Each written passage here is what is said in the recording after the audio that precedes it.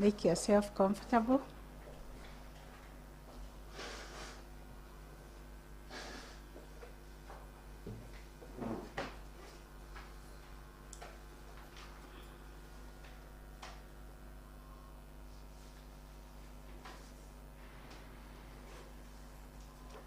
Yes, you are before the Judicial Service Commission. We will do a very quick introduction for the sake of the record. My name is Martha Come. I'm the chairperson of the Judicial Service Commission. You are welcome. Thank you, Chair. And my name is Machari Njero. I'm the Vice Chair of the Commission. You're welcome. Thank you, Commissioner. I'm Uluande Eve, Commissioner. Welcome. Thank you, Commissioner. Good afternoon. Jacqueline Ingutia, Commissioner. Welcome. Thank you, Commissioner. Good afternoon, Council. My name is Justice Muhammad Ibrahim of the Supreme Court, Commissioner. Karibu sana. Thank you, my Lord. Good afternoon, Wakili. My name is Fatuma Sichale. Karibu sana. Thank you, Commissioner. Good afternoon. My name is Charity Kisotu, a Commissioner. Welcome. Thank you, Commissioner. I'm Isaac Ruto, member of the Judicial Service Commission, representing the public. Thank you, Commissioner. Good afternoon, Miss Alice. My name is Nzilani Caroline, Commissioner. Karibu sana. Thank you, Commissioner. Good afternoon. My name is David Majanja, Judge of the High Court and Commissioner. Thank you, my Lord. Thank you, my lady. We will engage you with a few questions because we have read your CV and the material that you sent us. Yes, my lady. To begin the interview, you can confirm to us your county.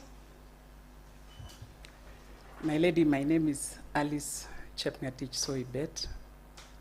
I am from Kericho County. Kericho, your ethnicity? I am a Kipsigis of the Kalenjin tribe. Thank you very much. The first set of questions will be read by Justice Sichale. Thank you, my lady. Thank you, Honorable Chair. Mrs. Bett, looking at your letter of application as well as your CV, you've been a practitioner for now a period of close to 30 years. Is that correct? Yes, my lady. All right. And you practice in a wide array of different sectors. I see that there is land law, there is adoption, all manner of fields. Yes, my so lady. This is quite a wide area. And also looking at your clientele, you also appear to have a very huge portfolio of clientele. Yes, my lady. So that brings me to the question, why do you want to become a judge? My lady, I feel that because I am passionate about justice, that this is a good career step for me at this point of life. I feel that I have given my all in the private sector from the bar, and that I have mentored a critical number of advocates whom I am able to hand over the mantle to. I also am inspired by the current trends in the judiciary, where as a result of the new constitution, the judiciary is intent on ensuring that there is access of justice to everybody, all the way to the grassroots. And that is where I've been working. And I understand the grassroots so much, and I feel that I would add value if I was on this side of the bench. Thank you for that. Again, just looking at your CV and your letter of application, no doubt you appear to be a successful lawyer in private practice. And the question that I have in mind for you, or the question I'd like to ask you, is that what special attributes do you think you'll bring on board as a judge of the High Court? Thank you, my lady. As a judge of the High Court, one of the special attributes that I have, of course, is that I have developed good drafting skills over time. I have developed good skills in research. I believe so much, and I emphasize on references to relevant statutes and to authorities and case law in my work. And I also feel that having developed practical mediation and arbitration skills, and in line with Article 159 of the Constitution, which encourages alternative dispute resolution in the, as the court exercises its authority, I feel that I'm in a position to offer that to the judiciary. I feel that I have sufficient competencies and skills by reason of the management skills that I have learned over time, the leadership skills that I have acquired. I have practiced law continuously for 32 years. Most of the time I have been running my own law firm, and in the process I have developed good managerial skills of the law firm that have assisted me in efficient case management and effective supervision of my staff. It is not a big staff, it's a small staff, but I've managed to efficiently deal with them in such a manner that we always ensure good outcomes for our clients. All right.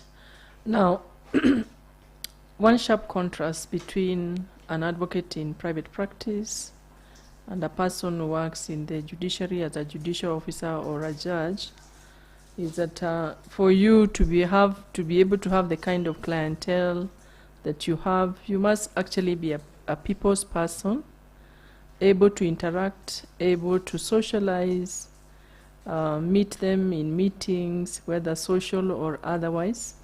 But the reverse is correct when it comes to a judicial officer, that you're basically a loner. How are you going to balance those two? Thank you, my lady. With my personal attributes, I'm able to manage and balance those contrasts because, my lady, I am able to be objective, I am independent, I am impartial, and even as I have practiced my law, and that is why I have managed to retain majority of my clients, it is apparent that I'm able to maintain my ethical standards. As a person, I'm comfortable with myself as much as I'm comfortable with being in a group of persons, and therefore I do not see that there is going to be any challenge to me when I join the judiciary. Thank you, Honorable CJ. That's all from me. Okay, very few questions, because I'm one of the few commissioners probably who know you since our younger version of ourselves. Yes, Commissioner. Now, I'm just wondering if you do become a judge, if now you are sent to one of those far-flung places to go and preside as a judge, whether it will be destabilizing to you, you know, kind of a cultural shock, you know, because it could be posted anyway. I don't know how that would work for you, just for my understanding. Thank you, Commissioner. Before I made the application, I sat down and I considered all those possibilities. And my answer to that is I will not be destabilized at all, because one is that I am mature. My last-born daughter is a third year, so she does not need my presence so much. I have made adequate arrangements with regard to any engagements in the family that I have, and I am committed, if I'm allowed to serve with the judiciary, to serve wherever I am sent. Then my final question, because you know it's factual, you know, from your documentation and your practice, you are quite distinguished, why you did opt to apply for both the High Court and the Court of Appeal? I felt that I needed to first come to the bench because I do not have an experience with the bench. I felt that maybe I needed to first sit at the High Court, get exposed to High Court matters, and then now from there I go to the Court of Appeal if and when I am able. Okay. Yes. Right, I wish you well. Thank you. Thank you, Commissioner. Yes.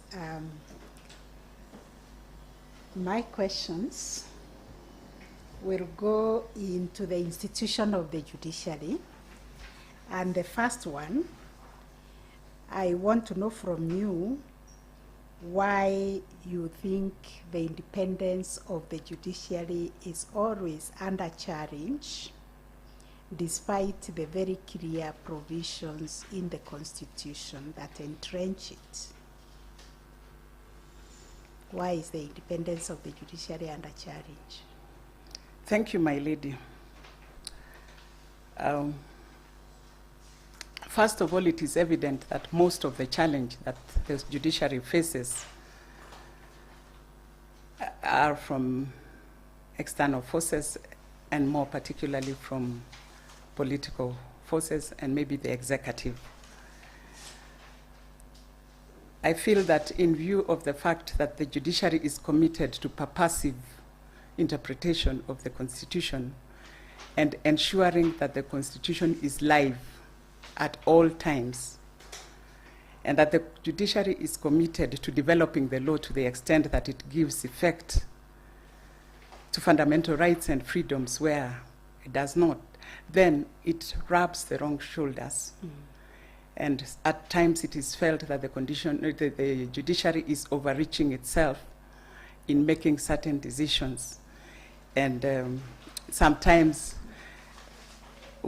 the people derogatorily refer to the judiciary as an activist judiciary, not realizing that it is the Constitution, which is the people's will itself, that has empowered the judiciary to be purposive in its interpretation of the laws of the land. Okay, I will be happy with that. That the judiciary is breathing life and spirit to the Constitution, and therefore perceived as if it is overreaching. The second question is on the Constitution, and in particular Article 5.2 of the Constitution that recognizes treaties and conventions that form part of the Kenyan law. So under what circumstances do we bring in this international law?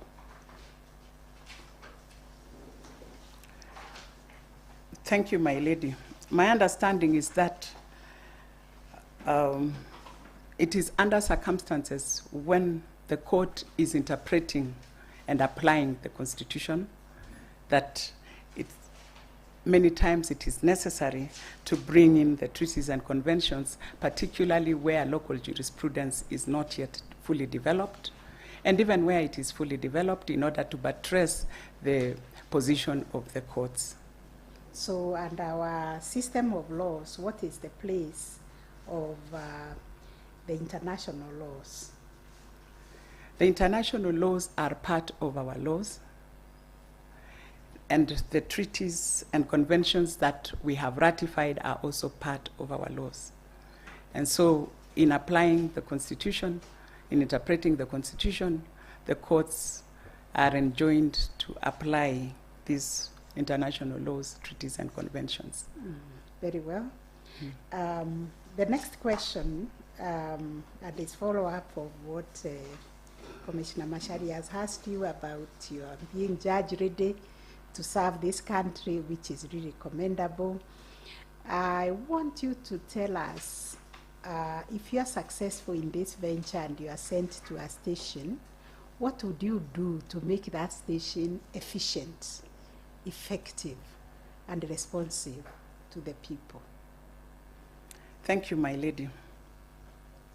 First, I believe that there are internal mechanisms within the judiciary that would assist me in ensuring that that court is effective to the people.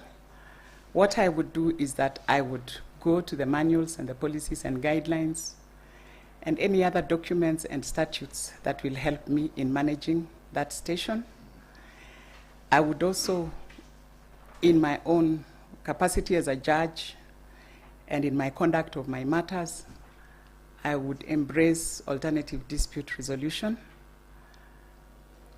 I would also reach out and ensure that there is a robust court users committee in place, engage it frequently to ensure seamless administration of justice. I would also look around and ensure that the structural provisions are in place where, like, there are places where I will use Kericho, for example, because that's where I practice. Currently, we are practicing in an environment that is not friendly. I would, as much as possible, try to seek from the head of the judiciary assistance in order to ensure that the right infrastructure is in place, not just in terms of buildings, but also in terms of IT services, so that it can assist me and assist the courts with ensuring effective administration of justice and access to justice to the persons that we will be serving. Thank you, Justice Majanja. Thank you, Chief Justice, and good afternoon once again. I just want to ask you one question. How is the estate of a polygamous intestate man distributed? Thank you, my lord. The estate of an intestate polygamous man is distributed in line with the provisions of the Law of Succession Act, where every household, every member of the household is treated as a unit, so that every dependent is treated as a unit, and the wives or the widows of the deceased, if they are alive, are also treated as units. That provision has faced a lot of criticism. Can you tell us what criticism that provision has elicited, or in your view, whether it is a salutary provision? I think, in my view, my lord, that provision to some extent may not be fair, in line of the fact that sometimes the first wife would have been the one who was a major contributor to the acquisition of the property that forms part of the estate of the deceased person, in view of the fact that as Africans, most properties are registered. They are registered under the man, even if they are acquired by the wife. Have you had of any occasion to read any authorities on that issue? Not of late, but I think I have, but I cannot remember. I cannot remember right now. But the fact is that where previously the law favored, the customary law favored the subdivision of the estate of a polygamous man equally. It favored that person's equally. At least the provisions of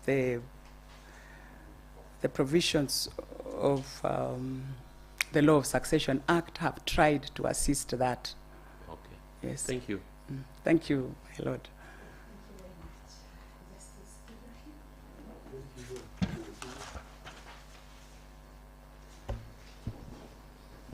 Council, I have a few questions for you. I've looked at your sample writings that you presented, Yes, my lord. including the opinion that you gave, the opinion that you gave to your client, the KTDA. Yes, my lord.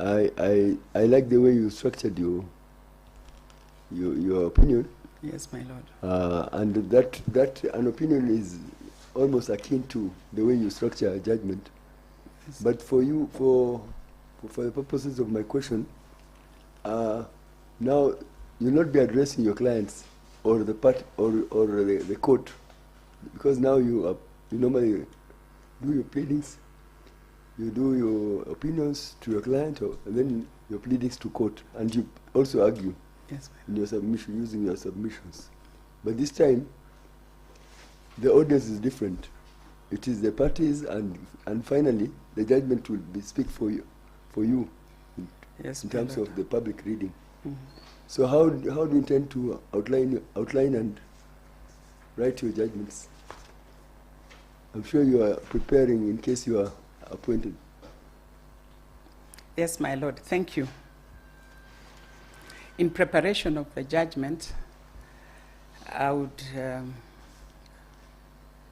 upon completion of hearing and upon receiving submissions, I would sit down, read through the evidence once more and the pleadings, Yes. sit down, do an introductory part, set out the facts as the evidence that has been given by either parties,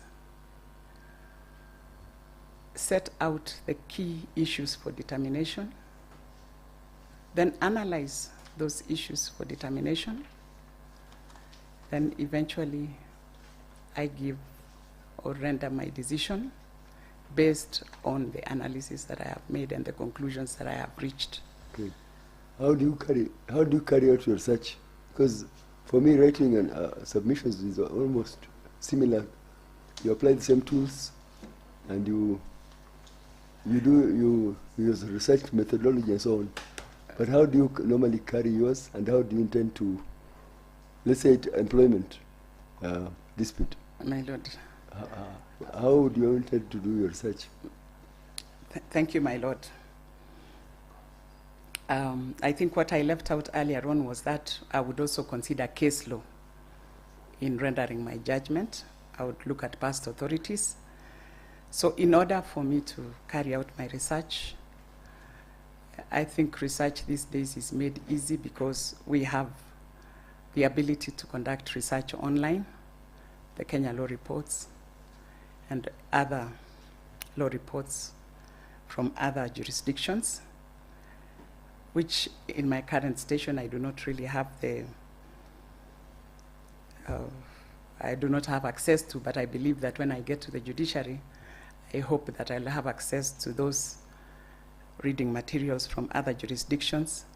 But I also look through, I sit down, go through the search engine, and based on the relevance of the matter that is before me, I do my research.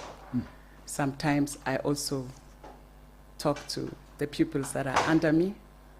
I explain to them that the issue before me, and I ask them to research on my behalf, and I look at the research, and when they make the reports to me, I confirm whether the research is in line with the issues that I was delving into. Okay. Finally, I can see that in some of your submissions, quite a number of them are fairly lengthy. I don't think sometimes, due to the amount of work that judges do, or judicial officers for that matter, time is not, you don't have the luxury of time. How do you, and the issue of being concise is very important, but clear and to the point. Yes, my lord. Yes. I think that is a default. I can be short and clear and concise when called upon. And in fact, in certain cases, the judicial officers or the judges limit the number of pages that a submission would be. And in particular, in the Court of Appeal, I am aware that there is a limit to the number of pages that we can submit, and therefore, when called upon, I am able to do a concise and short summary of the matters before me. Thank you very much. I wish you all the best. Thank you, my Lord. Thank you, Chair. Good afternoon once again, Council. Good afternoon, Commissioner. Okay, remember in my earlier years, we used to work together on feeder issues. Yeah, It's not yes, only ma'am. Vice Chair, it is known to you. So the initial question I needed to ask, as you've already responded when the Chief Justice asked the question. So Socrates says elements of a good judge are to hear courteously, to answer wisely, to consider soberly, and to decide impartially. On the issue of courtesy and consider soberly, there has been concerns, and I think now with social media, there's been concerns that certain judges or judicial officers, the language they use is not courteous. Have you experienced that, or have you seen that, and what is your thought about the issue of non-courteous language?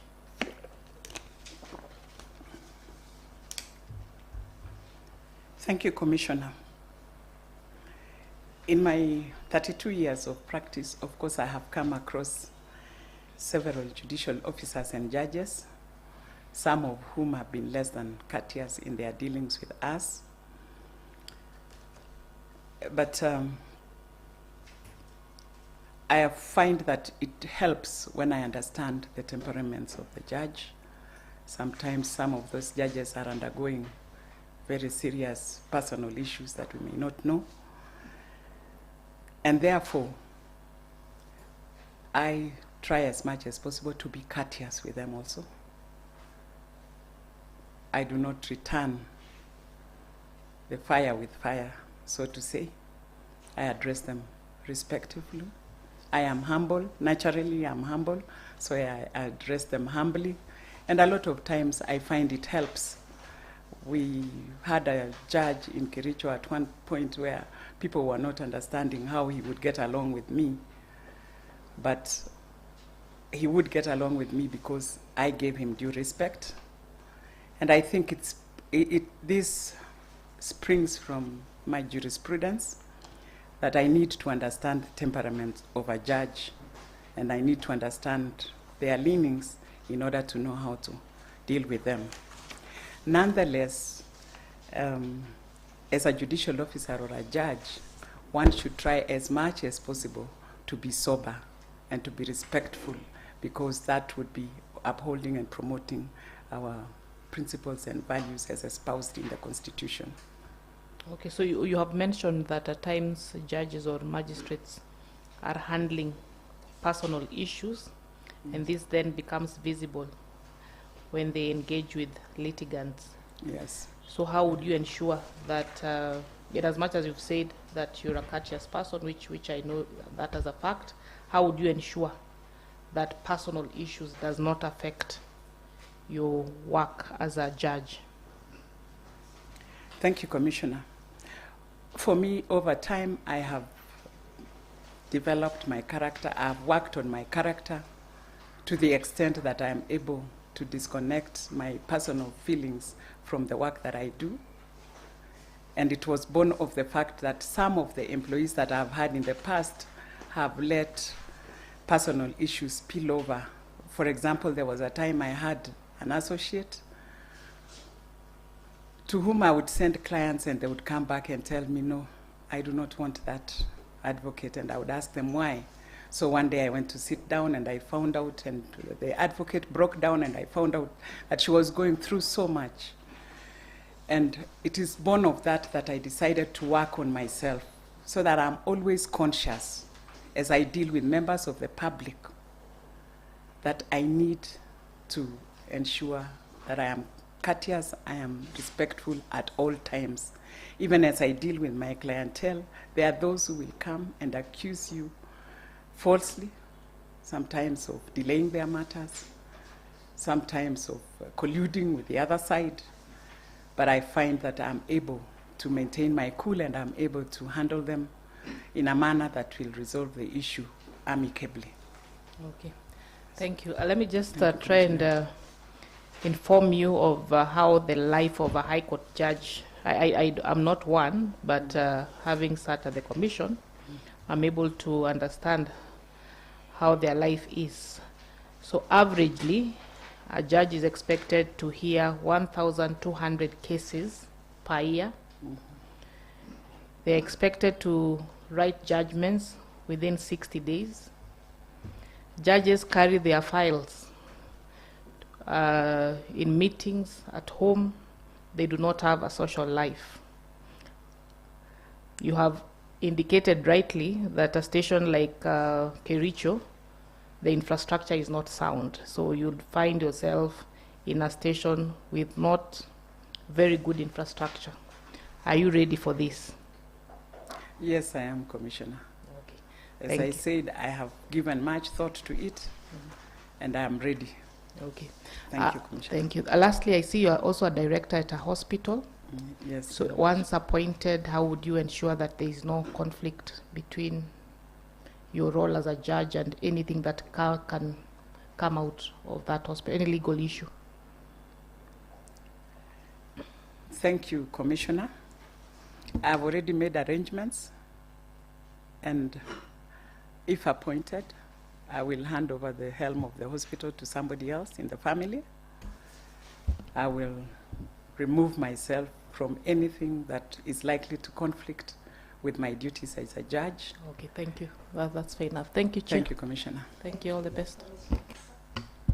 Thank you, Chair, and welcome again, Honorable Alice. Thank you, Commissioner. Now, when we were preparing for this exercise, we engaged the stakeholders, and they told us they would want a judge who understands the complexities of the judicial system, including the challenging environment and power dynamics. Do you agree with this statement, and why do you think it is important?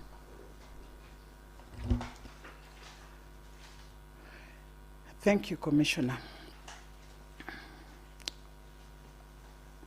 The complexities of the judicial system and the dynamics thereof are important to any person who intends to work in the judicial system, because one needs to be ready to adapt to change.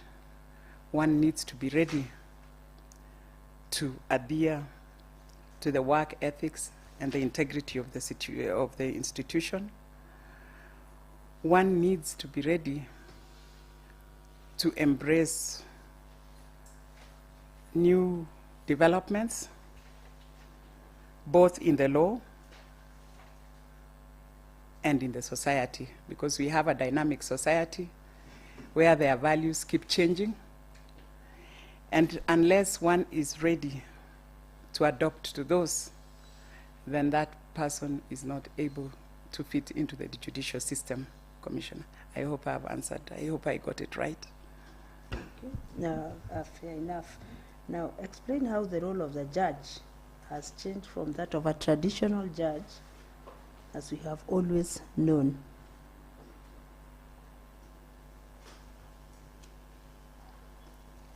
Thank you, Commissioner. 32 years ago, when we began, the role of a judge was simply that of an arbiter. The judge would sit down, hear matters, render decisions, and go home. Currently, the judge is very much supposed to be engaged with the society in line with the new constitution. One has to play the role of a facilitator, where we need to embrace alternative dispute resolution. One has to be alive to the national values of respect and dignity, and therefore one has to ensure that in dealing with the parties, the witnesses, accused persons and other stakeholders, the judge demonstrates ethos for them, demonstrates respect for them. We need to make sure that we are aware of the need to treat all persons in society equally, and that includes the accused persons, that includes the old people in society, and the other vulnerable communities and the marginalized communities. And so the role of a judge basically has changed to that of a person who is not so far away from the people. A judge now needs to be closer to the people without necessarily compromising on the office and the integrity of the judge. Thank you. I hand you back to the chair. Very much. Thank you. Commissioner Rwanda. Thank you, Chair. Good afternoon once again. Good afternoon, Commissioner. Maybe you could share with us why you feel it is important to measure performance in the work environment. Thank you, Commissioner. Performance is key in every work environment. We need to measure performance qualitatively and also quantitatively. And it is important for that to be done in order to ensure that every officer or every staff member in an institution is doing what they are supposed to be doing. And so in the judicial context, performance needs to be measured in order to ensure that we eradicate backlog, that every judicial officer or judge puts in their best. Before we get to that, I just wanted to know the importance. Okay. So now the next question is, do you have a framework in your law firm? You've indicated that you have your own law firm. Yes. Earlier you even mentioned that it's not a very big, in terms of the staff you have. Yes, Commissioner. But do you have a framework for measuring performance for your staff members, maybe even for yourself? Yes, Commissioner. Thank you, Commissioner. In my law firm, I have put in place some standard operating procedures that enable us, first of all, to ensure that when we receive work from a client, that it is done to the standards that are required. I have assigned duties to my 2 associates. Each one of them has a docket, which they head. I have assigned duties to the paralegal staff that I have, and every quarter, on a quarterly basis, we sit down, we evaluate the work that has been done, the output that has been done, and even as we do returns to the clients, especially the corporate clients, because they need frequent returns, we are able to tell whether or not we have done our work properly. And how would you assess your performance? We assess our performance by the turnaround time in the matters that we are handling. We also assess it by the success in the matters that we are handling. We also assess it by the failures, because we sit down and do an analysis, a SWOT analysis, What went in wrong? order to know what went wrong, where we would have done right. So we sit and do that. We tend to sit as a team, especially when we have complex matters. We sit as a team to do pre-trials together and to agree on a way forward with a matter. And so it is easy for us to assess our performance. We also have a bring-up system, which I am able to look through and tell whether or not an associate has done the work that was required of them at the particular time. Okay, that's good. Now, let's now go back to judicial work in case management. That is provided for under Order 11 of the CPR, the Civil Procedure Rules. Yes. What exactly is the objective when you go through that process? And what orders do you envisage yourself giving as a judge 3 orders. The objectives in Order 11 are, first of all, to enable the parties to prepare for hearing and to ensure that all documentations and all evidence is in place prior to the hearing so that we avoid unnecessary adjournments. It also assists in discovery so that parties do not spring evidence on the other ones. And as a judge, I would see myself giving directions. Do we only always prepare for hearing when we're doing case management conference? Not necessarily. Yes. So one of the orders we would see, the first direction I would make is to ask the parties whether they can explore ADR as an alternative. Yes. And if possible, I would refer the matters to ADR before considering hearing. And of course, stay the matter. So that is one of the orders you'd give. The That's other one of the orders I would give. One of the orders, the other orders I would give is, of course, where a party has not complied, I would give an order that the party complies. No, the final stage, at the final stage of pretrial. Oh, at the So we fin- have finished, we have complied, everything has been done. Yes. So the kind of orders you'll be giving at that point, you've given me one, Okay. where you stay your proceedings and direct them to go for ADR. ADR. Yes, another So one? the other order is for the matter to proceed, either by way of submissions or orally, Yes, that is Yes. now setting it for hearing. setting it for hearing. The third one? I think I may not be remembering that. Is it possible to settle at that stage, to settle all the issues at that stage? Yes, we would see whether it is possible to explore settlement out of court. Yes. Yes. Okay. Thank you. Uh, Your Honor. My last question. There's a phrase we have, the multi-door approach to justice. A colleague of mine already alluded to it earlier when they were engaging you, but I just want to hear from you. How do you think, as a judge, you can promote the multi-door approach to justice?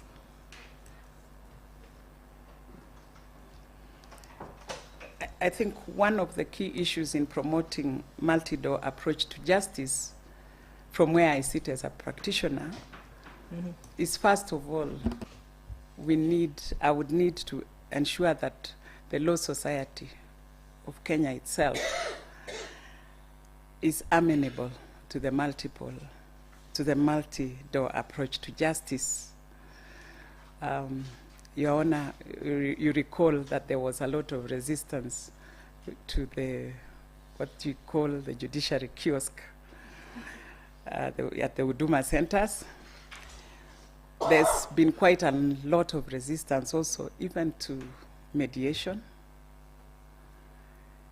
And I think part of it is that there's been lack of sufficient capacity building among the advocates in order for them to understand that this multi-door approach to justice does not rob them of their work. I think the fear among advocates is that if there is a multi-door approach to justice, then their work will be reduced. So you get the stakeholder buy-in, So that's one. So I will do stakeholder first of all.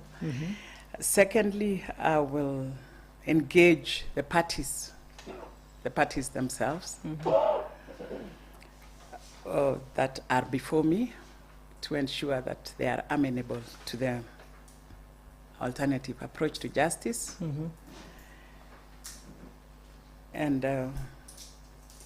I think that is all for now. Okay.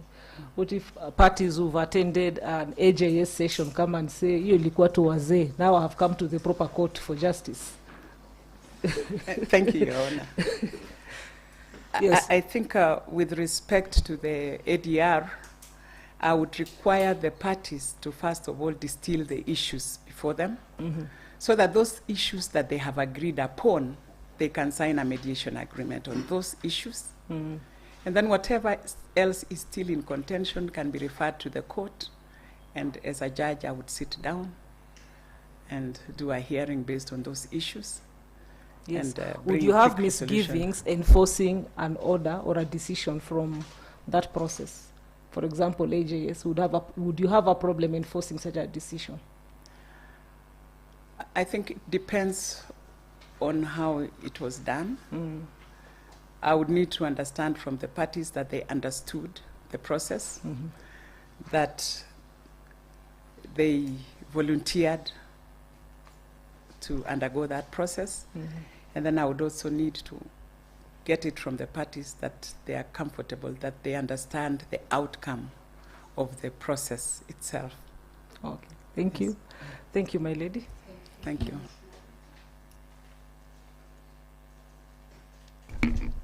Yeah, thank you very much, CJ. Now, Madam, would you tell us what achievements you can describe to us which are directly as a result of your leadership and vision? What achievements can you describe to us which are directly as a result of your leadership and vision? Thank you, Commissioner. Maybe can I seek a clarification? Is it achievements in terms of legal work alone, or to the public, to the general community? Thank you, Commissioner. Commissioner, I have, as a result of 32 years continuous practice, I have contributed to justice, to the promotion of access to justice within our environs. I have contributed to the reform process, to the constitutional reform process. I actively took part in civic education and sensitization of the people on the proposed constitution prior to the referendum. I have engaged in peace building, especially after the unfortunate events of 2007, where there was post-election violence in our area. And I engaged myself in peace building, as a result of which I was given an award by the South Rift Development Forum and the interfaith communities. I'm also a leader of the women ministry in my church, a women ministry known as Daughters of Faith. Aside from that, commissioners, I am a chair of the Board of Governors of Kericho High School and Korongo Girls High School. Kericho High School, I have, with my team of board members, we have managed to bring stability to the school that was facing turbulence for the last 2 years. And I have also contributed to the society by taking care of orphans, vulnerable children, paying their school fees. I have also been a pro bono provider on behalf of FIDA and on behalf of the Cradle for as long as I have been in practice. In fact, I would say that I'm the face of FIDA in Kericho, and I feel that I have contributed significantly and achieved a lot in that field. Thank you. Thank you, Honorable Chair. Good afternoon, Council, once more. Good afternoon, Commissioner. Please tell us reasons why a judge may be removed from office. Why a judge would be removed from office? A judge would be removed from office because of incapacity, first of all, mental or physical incapacity. A judge would be removed from office for breaching the code of conduct, the judicial code of conduct, and that is for being corrupt or for gross misconduct, among other things. I'm looking for those among other things. A judge would You've given us 2 reasons. Okay, a judge would be removed from office if he's in conflict of interest. If a judge acts in conflict of interest, for example, if a judge sits in judgment in a matter in which he has an interest or members of his family have an interest. a judge would be removed from office if by their own conduct or temperament they have conducted themselves so much that they have put the repute of the office of the judge into question by constantly harassing litigants and advocates and being unable to deal fairly and soberly with people. Doesn't that amount to gross misconduct? Yes, that is part of gross misconduct. Yeah. Yes. So you will look at that. There's bankruptcy, incompetence. Final question from me. Please give us the guiding principles of leadership and integrity. The guiding principles of leadership and integrity are founded under Article, that's leadership of integrity, under Article... Under Chapter 6. Chapter... Specifically. Oh. The guiding principles of leadership and integrity. It is human dignity, human rights, social inclusiveness, equity, equality, rule of law, and social justice. I hope I have not repeated that. Okay. There is also the values relating to governance. Okay, I just wanted the guiding principles. Yes. You look into that as well. Maybe the very final, if you're successful, you'll be in charge of managing the human resource, which is one of the biggest assets in the institution. And among that, we have a group called millennials, the younger generation. Yes. Where do you think is their place, the place for millennials in the institution? And now you would go about managing this very different group of people. The millennials are a unique group of people.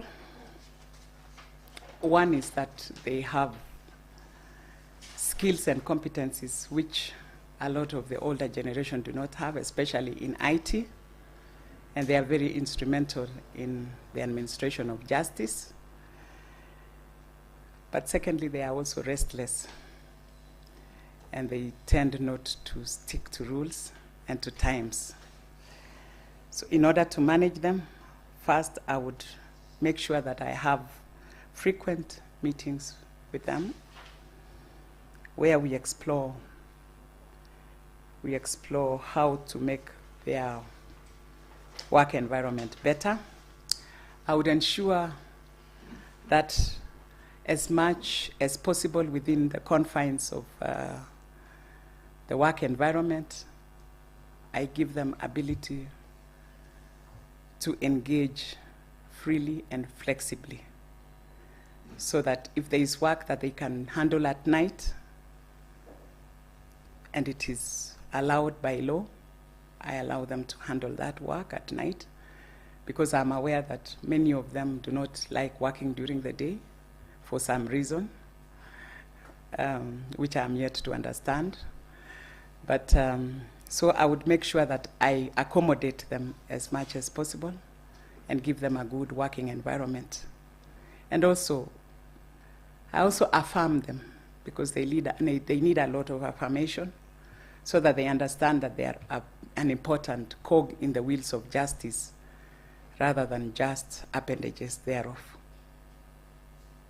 Thank you. Affirmation, reward, and recognition, they really appreciate those. Yes. As well as offer mentorship. Yes, I will offer mentorship. Yeah. I'm sorry. I'll offer mentorship. Can I also add something? Yeah. I'll also make them understand that they can also offer me mentorship in turn, because I believe in reverse mentorship, where we exchange knowledge. The person who knows better gives the person who knows less, regardless of status, regardless of position. All right. Thank you. Thank you very much, Madam Bett. I also wish to declare that I know you. You used to appear before me when I was a visiting judge in Kericho. Thank you, my lady. And you are a very active member of the bar and the court user committee. That I confirm. Thank you, my lady. Yes, I think this brings us to the end of a very engaging session with you, and we thank you and give you an opportunity also to ask us a question or tell us something. Thank you, my lady. I think at this juncture, I would want to say that I appreciate the opportunity you have given me to appear before you. And I hope that our engagement will be fruitful. Thank you so much, my lady. Thank you, commissioners. It's been a pleasure to appear before you. I wish you well. Thank you, We my will lady. be in touch when we complete the exercise. Thank you, my lady. Keep up the good work you're doing to empower the community around you. Thank you, my lady. Yes. Thank you, commissioners. Have a good evening.